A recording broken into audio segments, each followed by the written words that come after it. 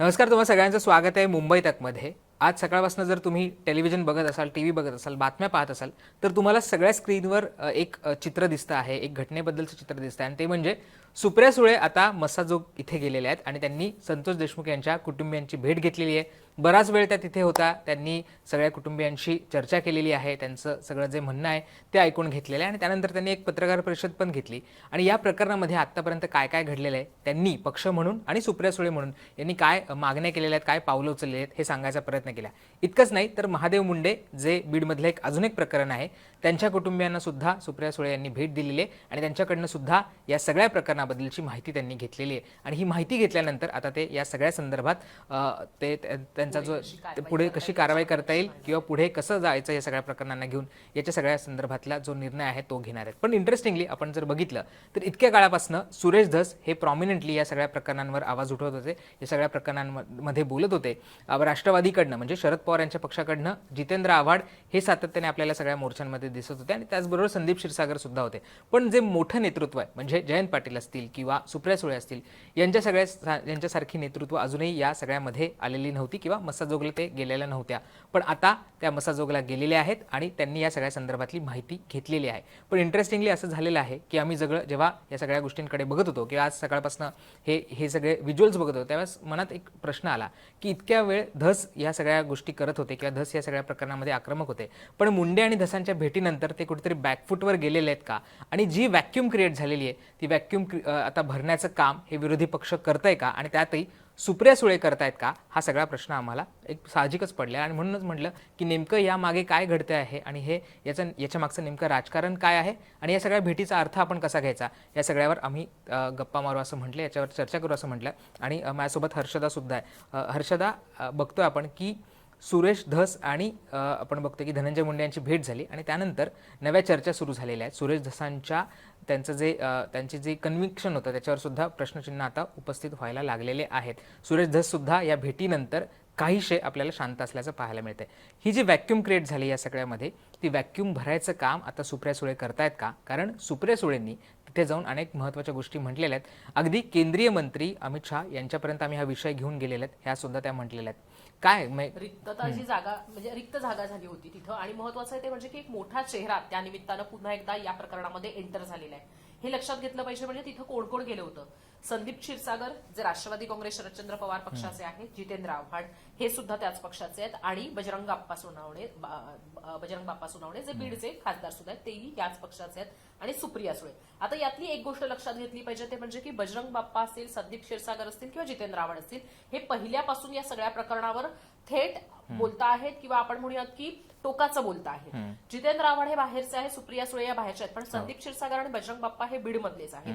या सगळ्यामधनं कुठेतरी जी रिक्त जागा निर्माण झाली होती धसांच्या आणि मुंडेंच्या भेटीनंतर ती भरून काढण्यासाठीचे सगळे जे काही कॉर्नर्स आहेत ते इथं आहेत का? तर हो आहेत. सुप्रिया सुळे, बजरंग सोनवणे हे खासदार आहेत, आमदार आहेत, जितेंद्र आव्हाड आणि संदीप क्षीरसागर. विशेष म्हणजे त्या स्थानिक पातळीवरचे सोनवणे आणि क्षीरसागर आहेत. बाहेरून कोण आलेले आहेत? जितेंद्र आव्हाड आहेत आणि सुप्रिया सुळे आहेत.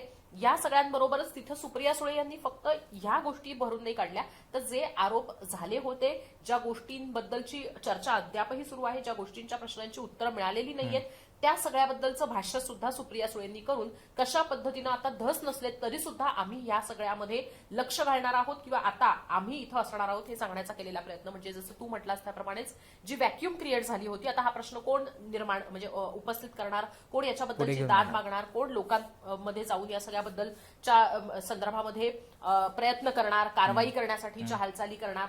तर कुठेतरी या सगळ्याला उत्तर या माध्यमातून देण्याचा प्रयत्न केलेला आहे. आणि ही एक गोष्ट अंडरलाईन केली पाहिजे ते म्हणजे की भावनिक आणि कायदेशीर आणि त्याचबरोबर कुठेतरी सरकारी पातळीवरची सुद्धा लढाई आम्ही लढू अशा पद्धतीनं सुप्रिया सुळे यांनी या एका भेटीत गोष्टी दिलेल्या आहेत आणि ती जी व्हॅक्यूम आहे अगदी सगळ्या पातळ्यांवरची ती भरण्याचा प्रयत्न केलेला आहे. पण तू जसं म्हटलास त्याप्रमाणे की सुरेश धस शांत झालेत का? तर मला नाही वाटत सुरेश धस शांत झालेत. बघ त्यांच्या भेटीनंतर त्यांनी पुन्हा एक आरोप केलाय पण लोकांनी तो तितका सिरियसली घेतला नाही किंबहुना त्याच्याबद्दलची तितकी चर्चा झाली नाही असं आपल्याला म्हणता येईल. पण त्याचबरोबर इथं आज होणारे आरोप किंवा आज ग्रामस्थांनी जी दिलेली माहिती आहे त्या गोष्टी मात्र हायलाईट झालेल्या आहेत हे इथं आपल्याला सांगायला हवं. म्हणजे हर प्रकारे ही व्हॅक्यूम भरून काढलेली आहे. धस आउट झालेत का? तर धस पूर्णतः आउट झालेले नाहीयेत पण सुप्रिया सुळे मात्र इन झालेल्या आहेत आणि त्यांनी आतापर्यंत फक्त कमेंट केली होती. आता भेट देऊन कशा पद्धतीने या सगळ्याचं नेतृत्व जे आहे ते आपल्याकडे असेल किंवा राष्ट्रवादी काँग्रेसकडे असेल हे दाखवण्याचा प्रयत्न इथं केलेला आहे. बरोबर आहे. इंटरेस्टिंगली आपण आता पटकन म्हणजे अगदी थोडक्यात सुप्रिया सुळे जी पत्रकार परिषद झाली त्याच्यामध्ये काय म्हटलंय आणि त्यातले महत्त्वाचे मुद्दे हायलाईट करत आणि त्याच्यावरनं तुम्हाला अंदाज येईल की आता कशा पद्धतीने हा विषय राष्ट्रवादी म्हणजे पवार गट हा पुढे घेऊन जाणार आहेत. सुप्रिया सुळे म्हणाल्यात की माणुसकीच्या नात्याने हा लढा सुप्रिया सुळे म्हणजे त्या स्वतः लढणार आहेत. देवेंद्र फडणवीस सुसंस्कृत नेतृत्व आहे, माझी त्यांच्याकडनं खूप अपेक्षा होती असं सुद्धा त्यांनी म्हटलेलं आहे. एक प्रकारे कौतुक पण केलेले फडणवीसांची, पण अपेक्षाभंग त्यांनी कसं केलाय हे सुद्धा त्यांनी सांगायचा प्रयत्न केलेला आहे. असं म्हटलं की भेटल्यानंतर मला असं वाटलं होतं की काहीतरी महत्त्वाचा निर्णय होईल किंवा काही गोष्टी घडताना मिळतील, पाहायला मिळतील, पण तसं झालेलं नाही असं सुप्रिया सुळेंनी सांगितलंय. आणि त्यांनी सांगितलं होतं की माझी खूप अपेक्षा होती असं म्हटल्या, पण ती पूर्ण झाली नाही हे त्यांनी त्याच्या माध्यमातून अधोरेखित केलेलं आहे. आणि एक सुसंस्कृत नेतृत्व असं म्हणत सरकार आणि देवेंद्र फडणवीस या दोघांवरही एका वेळेसच त्यांनी भाष्य केले. बरोबर आहे. त्या पुढे म्हणतायत की खासदार म्हणून नाही तर महाराष्ट्रातली महिला म्हणून मुख्यमंत्र्यांकडे वेळ मागणार आहे, तुम्ही आंदोलन करू नका. त्यांनी आंदोलन करताना ते सांगितलेलं आहे, तुमचा लढा आता आम्ही लढू, हे वाक्य महत्त्वाचं आहे.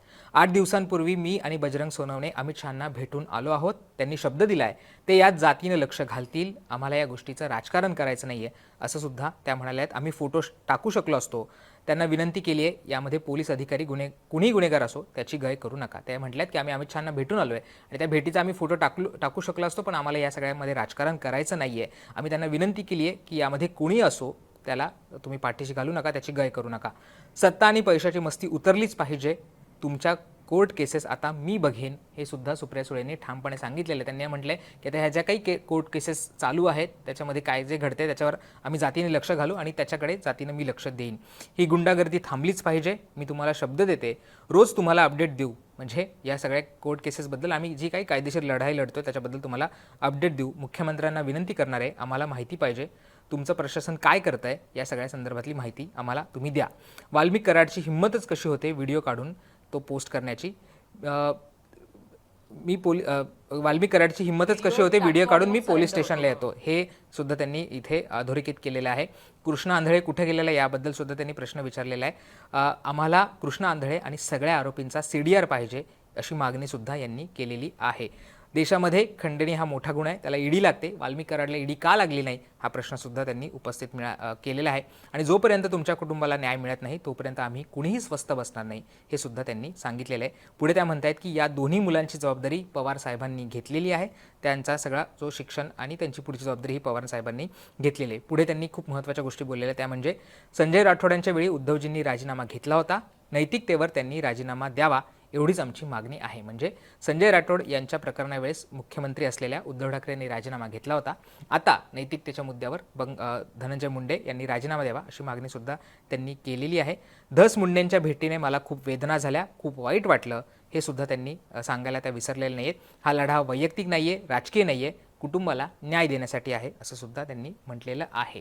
त्यामुळे त्यातले आपण जर काही महत्त्वाचे मुद्दे घेतले तर ते एक म्हणजे एकतर कायदेशीर लढा जो लढणार आहे आता तो मी लढणार आहे, त्यांनी सांगितलेलं आहे. तुमच्या कुटुंबाची जबाबदारी पवार साहेबांनी घेतलेली हे सुद्धा अधोरेखित केलेलं आहे. त्यांनी हा सगळं प्रकरण अमित शहांच्या कानावर घातलेलं आहे हे सुद्धा ते सांगायला विसरलेले नाही आहेत. आणि नैतिकतेच्या मुद्द्यावर धनंजय मुंडे यांनी राजीनामा द्यायला हवा अशी मागणी सुद्धा त्यांनी या सगळ्यामध्ये केलेली आहे. त्यामुळे एक प्रकारे आपण जसं म्हणतोय की ज्या मागण्या सुरेश धस या ज्या आधी करत होते किंवा हे प्रकरण लावून धरत होते, आता हे प्रकरण कुठेतरी सुप्रिया सुळे यांनी टेक ओव्हर केलेलं आहे आणि आपण म्हणू शकतो की आक्रमकपणे या सगळ्या प्रकरणामध्ये उतरलेले आहेत. थेट त्यांनी धनंजय मुंडे यांच्या राजीनाम्याची मागणी तर केलेलीच आहे, पण हे सगळं प्रकरण आम्ही कसं लावून धरणार आहोत आणि हे केवळ नुसती रस्त्यावरची लढाई नाहीये तर ती कायदेशीर आणि केंद्रापर्यंतची लढाई आम्ही कशी लढणार आहोत हे सुद्धा ते सांगायला विसरलेल्या नाहीयेत. यातल्या दोन गोष्टी मला माझ्या दृष्टीने महत्त्वाच्या आहेत. एक म्हणजे की राजीनाम्याच्या संदर्भामध्ये आता गोष्टी कशा होतील असा प्रश्न निर्माण झाला होता, की कारण अजितदादांनी थेट सांगितलं ते म्हणजे की नैतिकतेच्या मुद्द्यावर धनंजय मुंडेंनाच विचारा.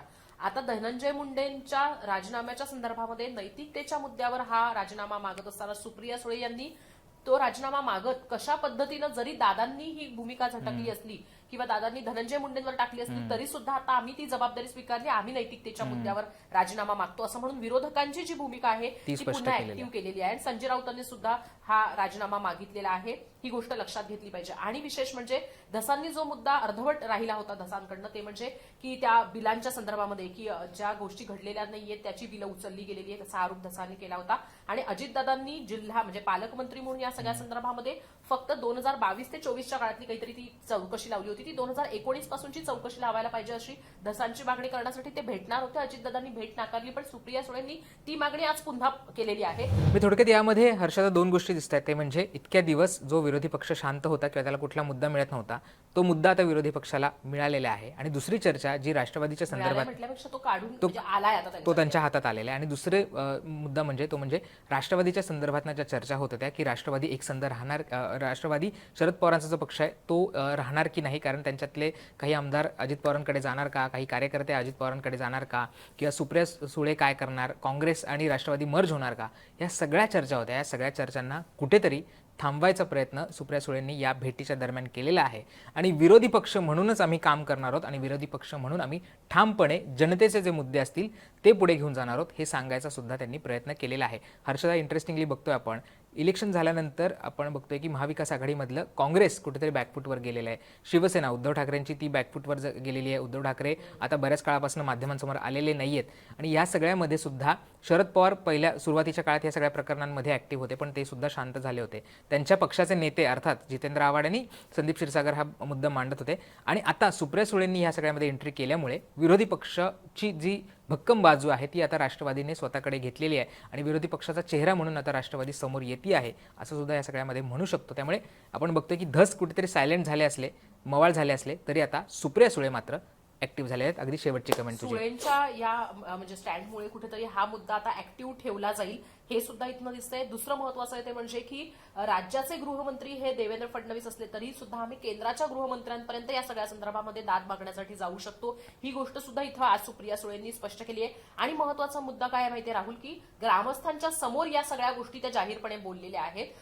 तो एक म्हणजे अंडरलाईन करण्यासारखा भाग आहे की जेणेकरून या सगळ्यामध्ये फक्त देशमुख कुटुंबीय नाही तर इतर जी घडलेल्या घटना आहेत त्याच्यावर सुद्धा आपण लक्ष ठेवून आहोत किंवा त्याच्यासाठी दाद मागण्यासाठीच्या सुद्धा आपण हालचाली करणार आहोत, हा मेसेज दिलेला आहे. इथं बीडच्या दृष्टीनं आपण पाहिलं तर राष्ट्रवादी काँग्रेसच्या दृष्टीनं सुद्धा विचार केला पाहिजे की राष्ट्रवादी काँग्रेसमध्ये तिथं धक्का आहे तो म्हणजे की मोठ्या प्रमाणावर तिथं जेव्हा सुरुवातीला चौकशी झाली होती राष्ट्रवादी काँग्रेसच्या कार्यकर्ते पदाधिकाऱ्यांची झाली होती, त्यामुळे इथला जो होल्ड आहे तो आपण म्हणूयात की थोडासा हल्ला जाईल असं म्हटलं जात होतं. राष्ट्रवादी काँग्रेस कोणाकडे आहे? धनंजय मुंडेंकडे. त्यांच्या राजीनाम्याची मागणी करणं, त्याचबरोबर कशा पद्धतीनं राष्ट्रवादी काँग्रेस म्हणून आम्ही या प्रकरणामध्ये ऍक्टिव्ह आहोत, राष्ट्रवादी शरदचंद्र पवार पक्ष म्हणून कसे आम्ही या पद्धतीने ऍक्टिव्ह आहोत हे सांगून कुठेतरी राष्ट्रवादी वर्सेस राष्ट्रवादी मध्ये पण आपल्या राष्ट्रवादीचा होल्ड इथं अधिक व्हायला हवा यासाठीची सुद्धा ही एक चाल आहे किंवा ही चाल होऊ शकते असं मला यातनं स्पष्ट दिसतं. त्यामुळे आता अर्थात सुप्रिया सुळेंनी जसं म्हटलेलं तसं पुढे सगळं हे प्रकरण लावून धरतात का, त्याची कायदेशीर बाजू लावून धरतात का आणि देशमुख कुटुंबाला न्याय मिळवून देतात का, हे पाहणं महत्त्वाचं असणार आहे.